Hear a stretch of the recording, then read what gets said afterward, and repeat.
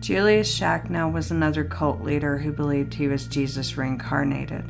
But what set him apart from the others was that he believed he was placed on earth to experience all the sins of the world, so that he could better distinguish between right and wrong. He would be nicknamed the Sinful Messiah. Welcome to the basic facts of the Brother Julius cult. Shakna was born on August 21, 1924, to a poor family in Brooklyn, New York. Shakna didn't show an interest in religion until around 1945, when he would be hospitalized after serving on a naval ship during World War II that was blown up in the Atlantic Ocean. Shakna's ex-girlfriend Elsie Belleville stated that at this time Shakna had become obsessed with the Bible and even converted to Christianity from his Jewish faith. Shakna starts to receive visions. Shakna began to claim that God had told him he was Jesus reincarnated and that he was here to complete the Messiah's mission, that the end of the world was near and Shakna needed to save humanity. Quickly, these visions began to cause him problems, specifically while he was still serving in the Navy. Allegedly, God told Shakna to stop wearing hats so that he may bless him, but because the majority of military uniforms require that you wear a hat, Shakna was constantly being reprimanded. This eventually landed him in the psychiatric ward of a naval hospital. While here, he was honorably discharged from the Navy on July 28, 1947. Shakna becomes Brother Julius.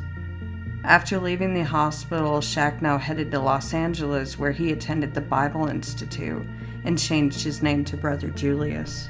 Shakna would be associated with fundamentalist groups in California, Virginia, Texas, Missouri, and Tennessee, but none of the groups would allow him to join. One such group even stated that Shakna was a dangerous man who lies and is dictatorial. Shakna would move around trying to join churches, but after either being denied membership or kicked out for various reasons, he ended up back in Brooklyn in 1962. Shakna becomes a preacher. While in Brooklyn, Shakna met a man who would become his closest confidant named Paul Sweetman, but he also met a woman named Joanne Beatrix who had 4 children from a previous marriage and would go on to have 3 more with Shakna. In 1965, the family would move to Dover, New Jersey, where Shakna not only worked as an electronic part buyer, but he also started a Bible study group that began to attract followers. He told this group that he and his wife Joanne were prophets. In the early 1970s, Shakna and a small group of followers would establish the cult in New Britain, Connecticut.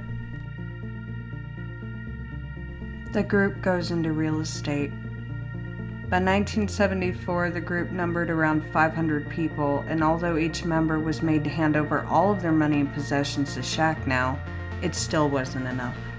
Shakna came up with the idea to make a music recording company as well as a book publishing company called Anointed Music and Publishing Company. But this company was only for the group and was most likely a recruitment strategy for young members. The first and only album the group produced was called God is Alive, but the album didn't sell well enough to make any money. For the book publishing part of the company, Shakna had decided to write a series of books that would be the biography of Jesus. But the first volume was a failure. Former members stated that they couldn't even give the book away. Reevaluating, Shakna and his closest confidants, including Sweetman, came up with the idea to make a real estate business since quite a few members had experience in the field. Their real estate business would be called J.N., and they would end up owning 5 Century 21 franchises. Within the first year, the business made over $10 million. It was also at this time that rules among the members became more strict. Shakna was now arranging marriages while taking numerous wives for himself, including underage girls. Along with the real estate company, the group also created a construction company called Countywide Construction Co.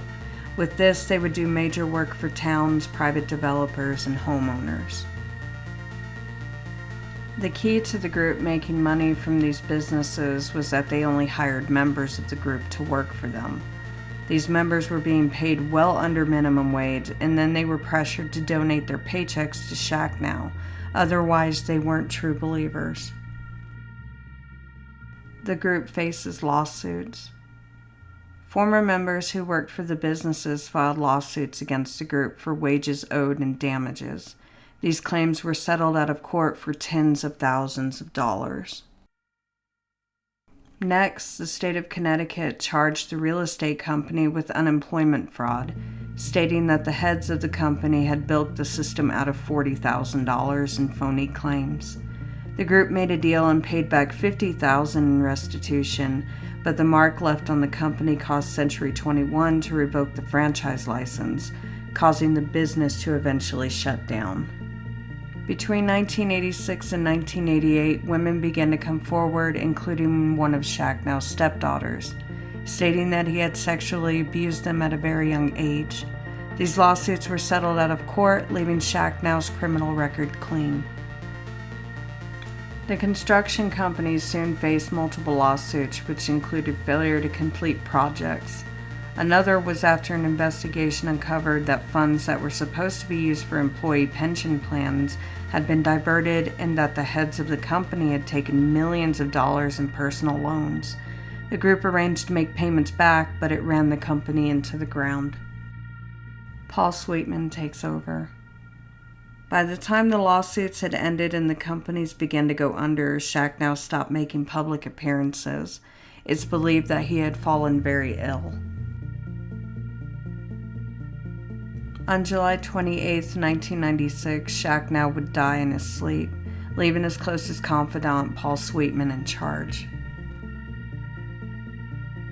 By now, the group's numbers had dwindled to less than 100. Members had either been kicked out or had left. Paul Sweetman goes missing.